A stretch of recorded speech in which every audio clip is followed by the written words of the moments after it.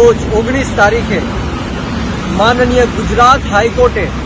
બોટાદ કડદાકાંડને લઈને જે 85 લોકો જે નિર્દોષ હતા, ખેડૂતો છે, એને જેલમાં પૂરવામાં આવ્યા હતા સરકાર અને પોલીસ દ્વારા, એમાંથી 6 નિર્દોષ ખેડૂતોને આજે ગુજરાતના હાઈકોર્ટે જામીન આપ્યા છે। ત્યારે આ સત્યની જીત થઈ છે અને આશા છે, અમને વિશ્વાસ છે, અમને ખાતરી છે, અમને ભરોસો છે આ ગુજરાતના ન્યાયતંત્ર ઉપર, હાઈકોર્ટ ઉપર કે આવનારા દિવસોમાં 79 લોકો તાત્કાલિક ધોરણે અમારી જે આમ આદમી પાર્ટીની લીગલ ટીમ છે એ આ લોકોને જલ્દમાં જલ્દ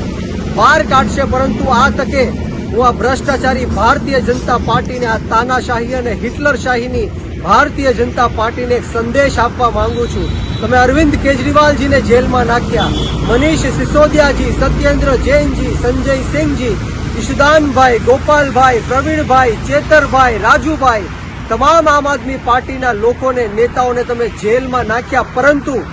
અમારી જે લડાઈ છે, ગુજરાતના ખેડૂતો માટેની લડાઈ છે, યુવાનો માટેની લડાઈ છે, જ્યાં સુધી આ ગુજરાતના ખેડૂતોનું દેવું માફ કરવામાં નહીં આવે,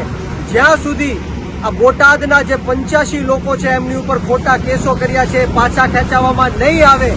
જ્યાં સુધી આ નિર્દોષ ખેડૂતોને ગુજરાતની અંદર ન્યાય નહીં મળે અને જે કોઈ પણ અધિકારીઓએ આ બર્બરતાથી, ક્રૂરતાથી આ નિર્દોષ ખેડૂતો ઉપર લાઠીચાર્જ કર્યો છે, એમની ઉપર દમન ગુજાર્યું છે, એ લોકોને સસ્પેન્ડ કરવામાં નહીં આવે ત્યાં સુધી આમ આદમી પાર્ટીની લડાઈ ચાલુ રહેશે અને સમગ્ર ગુજરાતના